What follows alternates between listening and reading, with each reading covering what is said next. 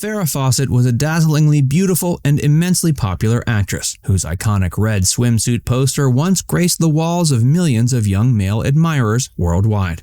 Ryan O'Neal was a suave, handsome actor who took the world by storm when he appeared in Love Story, one of the more significant romantic tearjerkers of the early 70s. O'Neal and Fawcett's relationship was turbulent, but the two stars were very much human beings like the rest of us. Despite their problems, they remained devoted to each other in their own unique ways.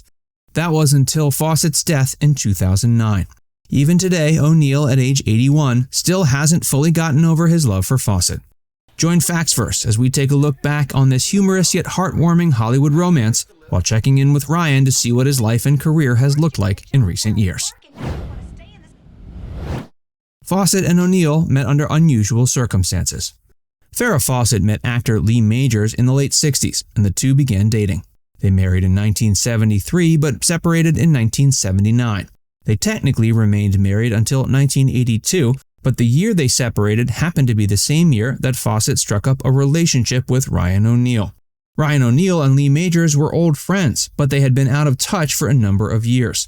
In 1979, the two friends reconnected when Ryan was in Toronto visiting his daughter Tatum O'Neal on the set of a film.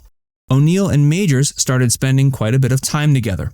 Ryan would visit Lee's home, and while reconnecting with his old pal, he also got to know his wife Farrah. It came as a surprise when O'Neal received a phone call from Majors one day asking him to take his wife out to dinner. Lee had flown back to Canada, and Fawcett was left alone back at their home in California. O'Neal thought it unusual that a man was asking another man to take his wife out to dinner, but there was another factor at play that made him feel somewhat uncomfortable. Fawcett wasn't just a friend's wife. She was something more than that to him, as the two shared an undeniable connection from the moment they first met. Before we tell you more, be sure to give this video a like and subscribe to Factsverse if you haven't already. There was an immediate connection. O'Neal and Fawcett made each other's acquaintance just days before Ryan received that phone call. Majors invited him over for dinner. The band of friends played a round of racquetball and had dinner together. The following evening, Fawcett invited O'Neal back over to watch a boxing match on TV. Ryan was planning to go to Las Vegas to watch it in person, but Farrah convinced him to watch it on TV with her and Majors instead. By the second evening, O'Neal was apparently trusted enough to be considered a member of Majors and Fawcett's inner circle, as they started revealing the intimate and somewhat dicey details of their relationship to him. They told him the marriage was basically over. It wasn't long after this that Majors asked O'Neal to take Farrah out for dinner. While he found her attractive, the situation still made him feel wildly and reasonably uncomfortable. A week later, he saw that there was going to be a Ry Cooper concert in town. Remembering that Fawcett was a fan gave him an excuse to invite her to the show. Things got weird though after O'Neal called up Fawcett and asked her out. At first she agreed, but when she talked to Majors about it, he got irate and forbade her from going even though it was his idea in the first place. Majors then started calling O'Neal's house and hanging up. Eventually, he told O'Neal to stay away from his woman. Instead of backing down, O'Neal told Majors he was in love with Fawcett. It was a situation he hadn't been in before, as he was committing to someone even before talking to her about it. While their love for each other was electrifying, it also came with some high-stakes drama that ultimately played out very publicly. At times throughout their relationship, they seemed like the perfect couple. They would shower each other with love in front of the media, with near-constant public displays of affection. But they could also be brutally honest and real with each other. The two would often fight and wouldn't back down from their opinions. O'Neal and Fawcett had a son together named Redmond O'Neal, who was born in 1985. They considered having more, and Ryan definitely wanted at least another, but Fawcett had mixed feelings. In 1994, she told TV Guide that her and O'Neal's relationship had serious problems. She said that Ryan sometimes broke her heart, but she insisted he was still responsible for giving her confidence in herself. When they first got together, he convinced Farrah she didn't need to always wear makeup or worry about her hair, as he found her beautiful without all that. Drugs, abuse, a shooting, and infidelity. Life at the O'Neal's house was always full of drama. In the late 90s, Farrah was battling drug addiction and was often incoherent.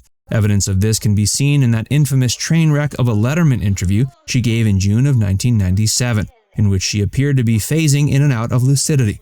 Later in 1997, Fawcett caught Ryan in bed with actress Leslie Stephenson. Farrah broke things off with O'Neal and the couple went their separate ways. After their split, Tatum O'Neal alleged that her father had physically abused Fawcett. Whether or not these allegations are true is hard to determine, but O'Neal and Fawcett did rekindle their relationship in 2001. Although according to former Longhorn football star Greg Lott, their relationship was just a ruse to keep up appearances. To his credit, Fawcett ended up leaving $100,000 for Lott in his living trust when she left O'Neal nothing. In 2007, O'Neal was arrested for allegedly shooting at his son Griffin.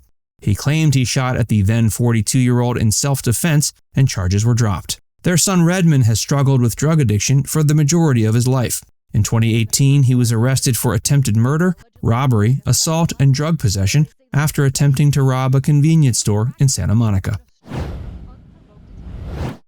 O'Neal never got over Fawcett. As hurtful as their breakup had been, Ryan and Farrah apparently never stopped caring for each other. Whether or not their reconciliation in 2001 was as legitimate as the media made it out to be, it was clear the two stars still cared for each other. Not long after getting back together, O'Neal was diagnosed with leukemia. Farrah remained by his side and served as his caretaker until his cancer went into remission. In 2006, Fawcett was diagnosed with anal cancer. This time around, O'Neal stepped up to the plate to be her caretaker. In 2009, as she approached her final days, O'Neal once again proposed to her. Reportedly, she accepted and vowed to marry him once she was well enough.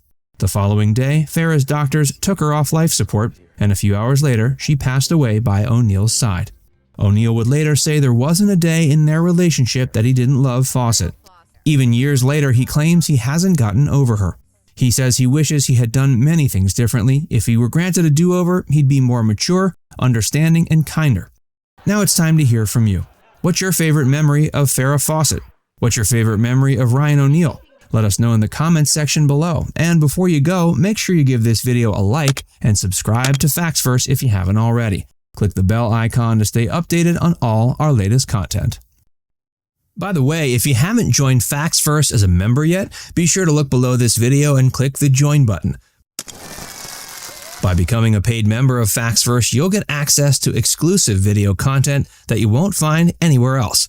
This includes some of our more mature content that isn't suitable for public audiences, which includes topics like Hollywood actresses who posed for Playboy and some of the steamiest moments in movie history. Plus, you can enjoy these videos completely ad-free. Our biggest fans will notice they also get badges next to their name when they leave comments on our videos. We pay special attention to comments from our members, and so do other viewers. So if you want exclusive content from Facts First or inside access to discussions with other community members, click the join button to get started for just $4.99. There are hours of members-only videos waiting for you, with new videos added every month. And we're actively working on bringing even more features to help fans like you connect with other members and get more of your favorite content. Just click join, and we'll see you inside the membership tab.